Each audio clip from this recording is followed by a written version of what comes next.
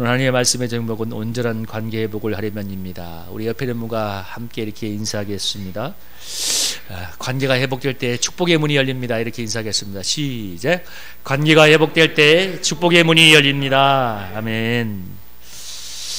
우리 인간의 삶이 수많은 인간관계 속에서 살아가는 것은 우리가 너무나 잘 알고 있습니다.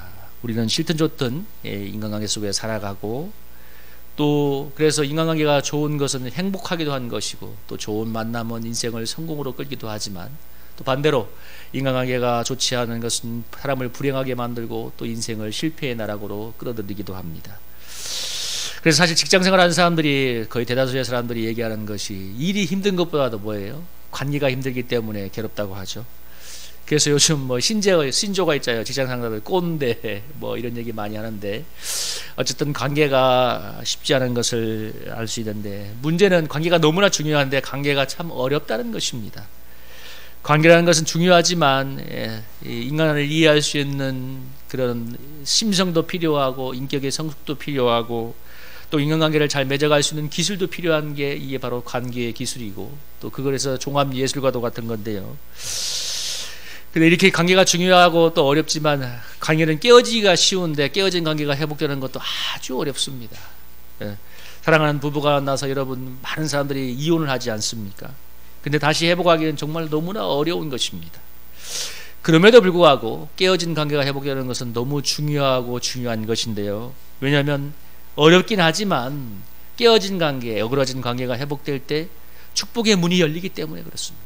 여러분, 하나님의 은혜는 우리 십자가가 있지만, 십자가는 위로 수직적인 하나님과의 관계 회복도 의미하지만 옆으로 수평적인 인간관계의 회복도 의미합니다. 그래서 복음이 정말 제대로 역사하고 온전한 신앙으로 나아간다는 것은 위로 하나님과의 관계의 문이 열릴 뿐만 아니라 수평적으로 인간관계 깨어진 게 회복되고 어그러진 게 바로 펴짐으로써 하나님의 은혜의 물줄, 축복의 물줄기가 흘러가는 거죠. 오늘 우리가 읽어본 창세기 42장은 사실 45장까지의 긴 내용 중에 일부입니다. 이 42장에서 45장의 내용은 뭐냐면 요셉과 형들의 그 회복의 스토리를 다루고 있는데, 그 내용의 80%는 뭐냐면 요셉이 형들에게 누명을 씌우고 또 누명 씌우고, 너희들 간첩이야, 그러고 또 그들이 돌아가는 그 곡식자리에다가 돈을 집어넣고 너희들이 도둑질했어 해서 또 누명을 씌우고, 마지막에 베냐민까지 데려왔을 때 베냐민의 그 곡식자리에다가 은잔을 집어넣고 베냐민이 도둑질했다, 쟤를 놔두고 가라 하니까 마지막에 유다가 그러잖아요. 이 아들을 안 데리고 가면 우리 아버지가 죽어요. 제가 노예가 될 테니까 베냐민을 풀어주세요 하니까, 마지막에 그걸 보고 있던 요셉이 견디지 못하고 사람들을 물리치고 대성 통곡을 하면서 자기의 신분을 밝히는 장면이 나옵니다. 요셉은 형들을 처음부터 알고 있었고, 사실 물론 제가 지나간 시절 생각하면 이가 갈릴 수도 있지만, 결과적으로 어땠든가 애굽의 총리가 돼서 놀라운 이 세계 최강대국, 요즘으로 하면 미국의 여러분 총리 아닙니까? 미국의 대통령의 위치에 오른 사람이니 뭐 형들의 과거의 원한점이야, 얼마든지 살다 보면 그럴 수 있지, 할 수 있지만, 근데 요셉은 형들의 회개를 통해서 진정한 관계 회복을 얘기하고 있습니다. 그래서 그 내용이 42장부터 43장, 44장, 45장까지 4장에 걸쳐서 아주 자세하게 기록되고 있습니다. 성경이 이렇게 요셉과 형들의 이 관계 회복의 스토리를 이렇게 자세하게 기록되고 있는 것은 뭐냐면, 요셉의 야곱과 요셉, 또 야곱과 유다로 이어지는 이 믿음의 가문에 축복의 물줄기가 온전히 흘러가려면 깨어진 관계들이 회복되어야 되기 때문에 하나님께서 그 일을 그렇게 섭리하셨고, 그리고 또 성경에서 자세하게 기록하고 있습니다. 여러분, 오늘 요셉과 형들이 운명적으로 마주치는 그 사건은 무엇 때문이죠? 여러분, 예굽과 중동 일대에 불어닥친 7년의 대흉년 때문에 곡식이 떨어져서 형들이 곡식을 구하기 위해서 애굽으로 내려오는 거기에서 시작을 합니다. 여러분, 이것이 어떻게 하나님의 섭리가 아닐 수가 있겠습니까? 여러분, 형들이 사실 요셉과는 두 번 다시 만날 일도 없고, 요셉이 찾지도 않고 살았는지 죽었는지도 모르고 관심도 없는 사이였지만, 그런데 하나님께서 양식을 구하기 위해서 애굽에 내려오고 애굽의 총리 앞에서 고개를 숙인 그 만남을 통해서 정말 십수년 전에 있었던 그 꿈이 이루어지게 했을 뿐만 아니라, 하나님의 이런 섭리를 통해서 깨어졌던 요셉과 형들의 관계가 회복될 수 있도록 이렇게 섭리하시기 시작합니다. 여러분, 오늘 요셉이 첫 번째로 씌웠던 누명이 뭔가요? 너희들은 스파이다 하고 3일 동안 일단 가둬놓고 속된 말로 확 쫄게 만들었죠. 확 쫄게 만들고 그 다음에 3일 만에 뭐예요? 시몬을 이제 인질로 붙잡아놓고 너희들이 말한 막내 동생 베냐민을 데려와라. 그럼 내가 믿어주겠다. 그리고 돌아가는 그들의 그 곡식자에다가 뭘 집어넣습니까? 그들이 지불하라고 했던 곡식대금을 다시 집어넣습니다. 그래서 뭐예요?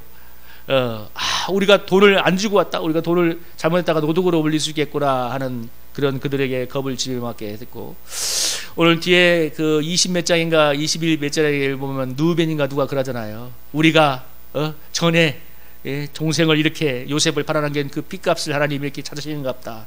벌써 그들의 마음에 깨달음이 오기 시작한 거예요. 요셉이 그렇게 함으로써. 그래서 여러분 여기 뭐라고 했습니까? 21절에 보면 우리가 아우엘로 말미암아 범죄하였도다. 그가 우리에게 애걸할 때 그 마음의 괴로움을 보고도 듣지 아니하였으므로 이 괴로움이 우리에게 임하도다. 전에 요셉이 형들 살려줘요 했는데 그냥 눈 딱 감고 그냥 예고 미디안 사기에 팔아붙었던 그 일이 떠오르기 시작하는 거예요. 요셉이 소심한 복수를 하고 있나요? 어쨌든 그 사건이 떠오르면서, 그래서 요셉의 형들이 애굽 가나안 땅에 돌아가서 야곱을 만나서 베냐민을 데려가야 된다고 하니까 야곱이 뭐라고 하냐면 절대로 못한다. 내가 요셉도 잃어버렸는데 베냐민까지 잃어버리면 어떻게 되리요? 그때 누벤과 유다가 나서서 정말 이 베냐민을 데리고 오지 않으면 우리 아들들을 내가 내놓겠다고 하면서 막 맹세를 한 끝에 베냐민을 다시 데리고 왔을 때, 또 이번에는 베냐민을 요셉이 만났을 때 너무나 반가워서 막 정말 견딜 수 없었지만, 그래서 뭐 이렇게 성경을 읽어보면 그들을 위해서 식사를 했을 때 베냐민한테는 형들보다도 배나 되는 음식을 나눠줬다고 했거든요. 그렇지만 끝내 이 정체를 숨기고, 그리고 베냐민의 잔에다가 다시 곡식자리에다가 또 은자를 집어넣음으로써 그들이 훔쳐갔다가 누명을 씌워서 이제는 또 베냐민을 인질로 삼겠다고 했을 때, 그때 마지막에 유다가 그렇게 나가죠. 만약에 이 베냐민이 안 돌아가면 우리 아버지가 십몇 년, 그 오랜 시절 전에 요셉을 잃어버려서, 요셉이죠, 그 동생을, 이 형을 잃어버려서 그렇게 고통했는데 이 아들까지, 막내까지 오지 않으면 죽습니다. 저를 노예로 삼아주시고 이 아이를 풀어주십시오 하니까, 그때 요셉이 막 대성통곡을 하면서 그때야 신분을 밝히고, 그때 유명한 그 45장의 이야기를, 이게 창세기에 사실 가장 클라이막스인 내용인데요. 여러분 45장에 한번 읽어볼까요? 1절부터 여러분 한번 읽어보겠습니다. 요셉이 시작하는 자들 앞에서 한 절씩, 요셉이 시작하는 자들 앞에서 그 정을 억제하지 못하여 소리질러 모든 사람을 자기에게 물러가라 하고 그 형제에게 자기를 알리니 때에 그와 함께한 자가 없었더라.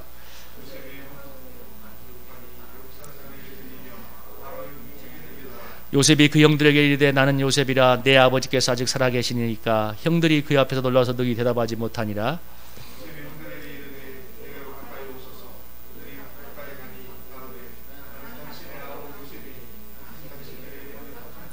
당신의 나를 이곳에 팔았으므로 근심하지 마소서, 한탄하지 마소서. 하나님이 생명을 구원하시려고 나를 당신을 앞서 보내셨나이다.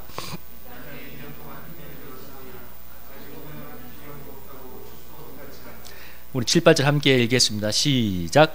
하나님이 큰 구원으로 당신들의 생명을 보존하고 당신들의 후손을 세상에 두시려고 나를 당신들 앞서 보내셨나니, 그런즉 나를 이리로 보낸 자는 당신들이 아니요 하나님이시라.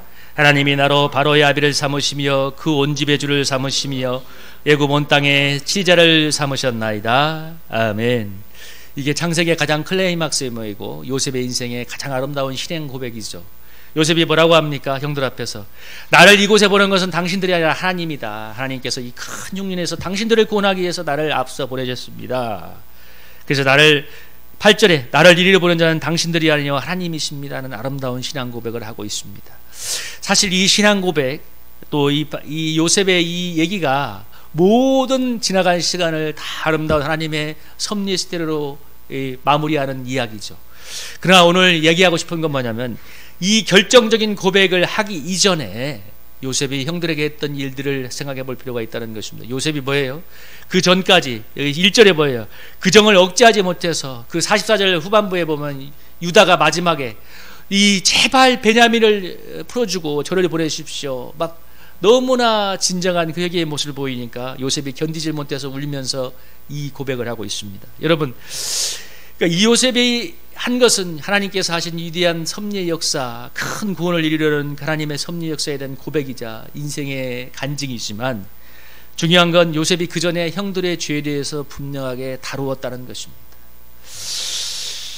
형들을 만난 요셉이 왜 형들의 잘못에 대해서 분명히 얘기를 할까? 여러분, 이렇게 지나간 일이니까 그냥 지나갈 수 있어. 또 요셉이 얼마든지 묻어버릴 수 있어요. 요셉이 총리가 아닙니까? 뭐 지나간 일 때문에 요셉의 인생이 그렇게 괴로움 당할 일도 없고, 어쨌든 간에 결과적으로 요셉은 총리가 되어서 하나님께 귀하게 쓰임받고 있지 않습니까? 그런데 온전한 관계가 회복되기 위해서 요셉은 형들의 회개를 촉구하고 있습니다. 여러분, 이 부분이 우리가 오늘 다뤄보고 싶은 부분인데요, 우리가 신앙생활에서 정말 조심해야 될 게 뭐냐면, 하나님의 섭리, 용서 너무 중요한 개념이긴 하지만 인간의 회개와 책임에 대해서 여러분 절대로 묵과하면 안 된다는 것입니다. 여러분, 영화 그 밀양에서 보면, 여러분 주인공이 전도연이죠. 약사인데 밀양에 갔을 때, 여러분 그 이유제 누가 이 주인공의 아들을 유기해서 살해하지 않습니까? 그래서 그 살해범이 잡히고 감옥에 갔을 때 이 주인공이 너무 괴로워서 교회를 나갑니다. 그래서 막 은혜를 받고 마음에 제발 이제 어느 정도 은혜가 좀 임해서 그 교도소에 가서 그 유괴범을 만나서 용서를 얘기하죠. 당신을 용서하기 위해서 왔다니까. 그 유괴범이 너무나 평온한 얼굴로 정말 목사 같은 인자한 웃음을 띄우면서 뭐라고 하는 줄 아십니까? 저는 주님께 저의 모든 죄를 회개했습니다. 그러니까 저는 더 이상 용서가 필요하지 않습니다. 근데 전도연이 그 얘기를 듣고 나오는데, 나오면 그 교도소 구치소 밖을 나오자마자 고래고래 고함을 치우면서 그 길로 교회를 때려치우고 이상행동을 보이기 시작합니다. 여러분, 여기서 이 영화가 말하고자 하는 것은 뭐냐면, 회개 없는 값싼 기독교에 대한 고발이었습니다. 책임이 없는 기독. 여러분, 자식을 죽였는데, 유기해서 살해했는데 하나님께 회개해서 나는 괜찮다는 게 말이 됩니까? 그래서 가장 큰 피해 상자가 찾아왔을 때 무릎을 꿇고 울면서 용서를 구해야 되잖아요. 잘못을 빌어야 되잖아요. 그래도 할까 말까 한데, 근데 상대방이 그래도 신앙의 힘을 잃어서 은혜를 받아서 와서 용서해 준다고 하는데, 목사 같은 인자한 미소를 띄우면서 주님이 용서해 주셨어요, 괜찮아요. 여러분, 그러니까 이 전도연이 미치는 거예요. 여러분, 이 영화가 고발하는 것은 자기의 책임에 대한 정말 다 하나님께 떠넘겨버리고, 예수님의 십자가에 다 떠넘기고 자기는 아무 책임이 없는, 사실은 입술에 닙섭이 씻은 거죠. 마음에 자기 기만일 수 있습니다. 자기의 책임에 대해서는 얘기하지 않는 값싼 기독교를 얘기하고 있습니다. 제가 지금까지 인간관계를 다 정리해 보니까 지금도 만나고 싶지 않은 한 사람이 딱 결론이 있어요. 뭔지 알아요? 여러분, 나에게 상처 줬던, 그러니까 상처를 준 건데 그것이 뭐 쌍방적인 거니까 내가 꼭 잘못은 없다는 건 아니지만 어쨌든 내 마음에 상처로 남아 있는데, 그게 중요한 건 그게 해결이 안 된 사람입니다. 그러니까 마음의 앙금이 해결이 안 된 사람은 지금도 만나고 싶지가 않아요. 10년 전이든 20년 전이든 30년 전이든 간에 여러분, 마음의 앙금이 해소가 안 되니까, 그 부분이 해결이 안 되니까 만나고 싶지가 않아요.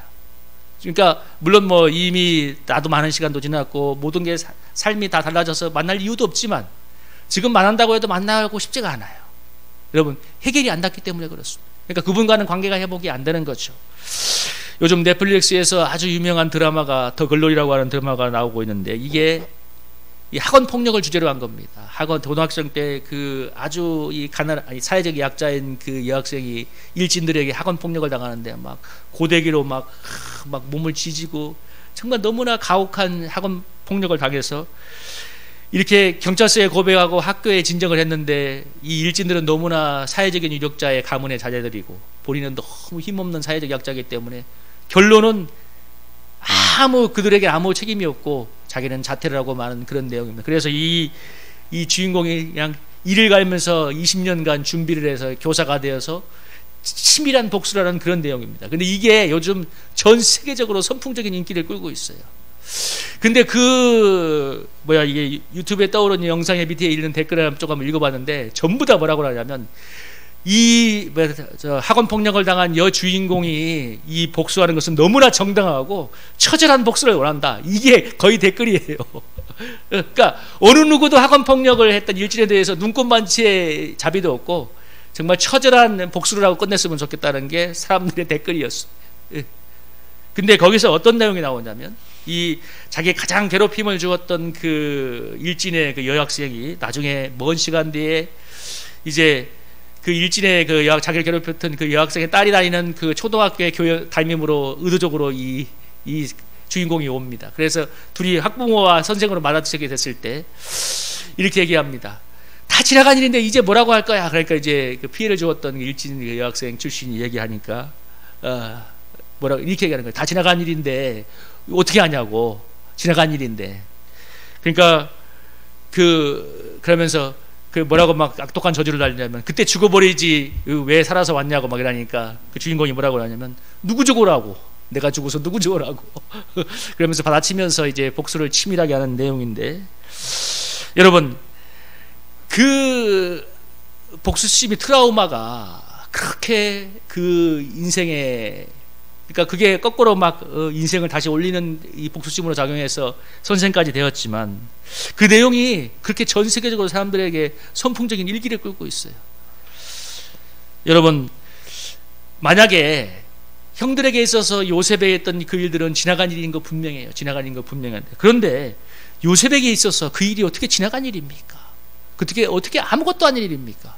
나를 팔아넘기고 죽이려고 했고 그러다가 안 되니까 미디안 상인을 팔아넘겼던 그 죄가 어떻게 아무것도 아닌 지난 일들이었겠습니까? 그래서 어때 요셉이 언제 마음에 풀렸어요? 그 베냐민을 내가 인질로 잡아주겠다니까 유다가 아니요, 저를 인질로 삼아주고 베냐민을 풀어주세요. 그러니까 10몇 년 전에는 너희 미워서 저 인간을 그냥 노예로 팔아버렸던 그것이 역전되어서 자기를 팔아봤던 형들이 자기의 동생 베냐민을 위해서 인질로 남겠다고, 이제 이 동생을 살리기 위해서 내가 인질로 남겠다고 하는 그 유다의 진정한 회심의 모습을 볼 때, 그때 정말 요셉의 응어리졌던 마음이 풀리고 통곡이 터져나오기 시작한 것입니다. 이제 관계가 정말 회복되기 시작한 거죠. 그래서 성경을 읽어보면 그 마지막 50장에서도 보면 야곱이 죽고 나서 요셉의 형들이 혹시 아버지가 살았을 때는 요셉이 아버지 얼굴을 봐서 우리를 살려주었는데 복수하지 않을까 하는 두려움을 떱니다. 근데 그 모습을 본 요셉이 막 웁니다. 왜냐하면 요셉은 너무나 확실하게 용서했기 때문에, 너무나 여러분 이 일을 겪었기 때문에, 이런 관계 회복의 과정을 지나갔기 때문에 요셉은 그 형들이 두려워하는 모습을 보면서 눈물을 흘립니다. 왜? 요셉의 마음에는 이미 모든 상처가 다 깨끗하게 회복되고 관계가 회복되었기 때문이죠. 여러분 오늘 요셉이 얘기를 통해서 아까 영화 미량, 글로리 그런 영화들을 보면서 우리가 정말 주의해야 될 게 뭐냐면, 아무리 하나님의 섭리 용서 중요하지만 인간의 책임에 대해서도, 회개의 대가에 대해서도 결국 간과해서는 안 된다는 것입니다. 여러분 사무엘하 21장에 보면 이런 내용이 있습니다. 이 내용이 뭐냐면, 다윗 때에 3년 기근이 있어서 다윗이 여호와께 나가서 기도하니까 하나님께서 뭐라고 얘기하시냐면, 사무엘하 21장 1절에 보면 사울과 피를 흘리는 그의 집으로 말미암아 그가 기브온 사람을 죽였음이니라. 그러니까 사울과 그의 집안이 기브온 거민을 학살한 적이 있었어요. 그러니까 그 피값 때문에, 그 원한 때문에 하늘의 문이 닫히고 기근이 오고 있다 하나님께서 말씀하시니까, 그래서 다윗이 그들을 불러다가 이렇게 물어봅니다.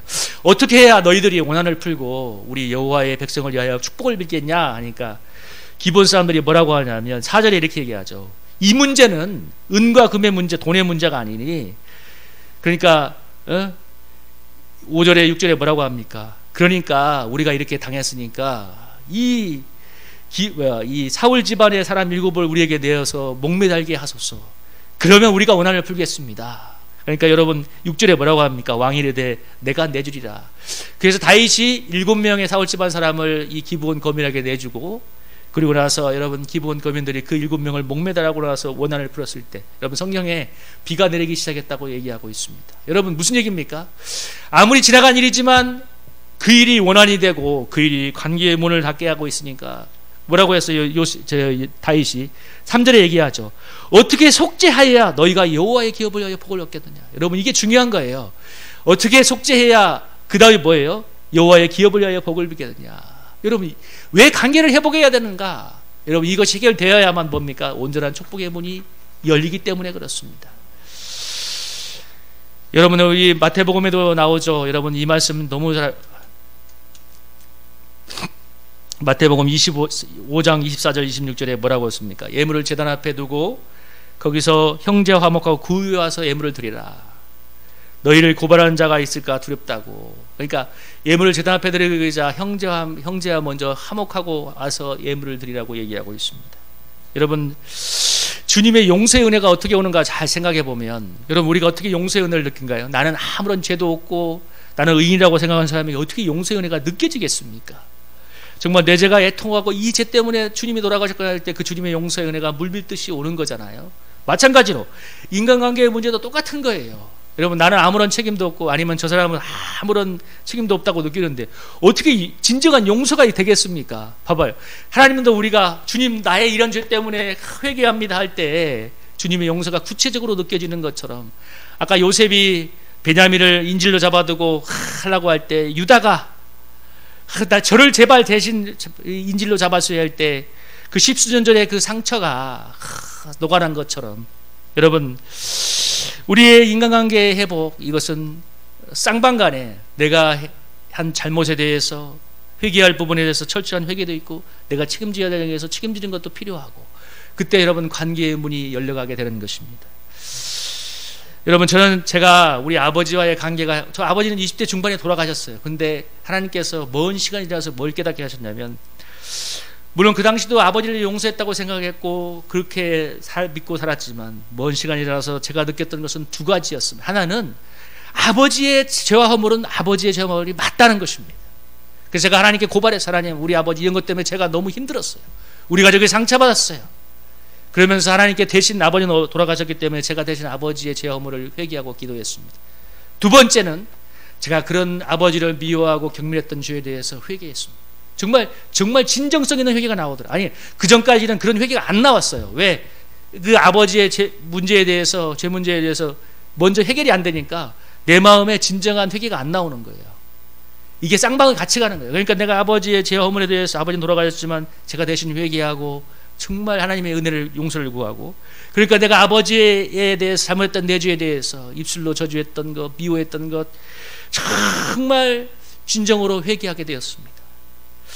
근데 하나님께서 오랜 시간에 대해서도 그 일을 다루시는 이유는, 그래야 우리 가문에, 우리 다음 때에 하나님의 은혜의 축복이 흘러갈 수 있기 때문에.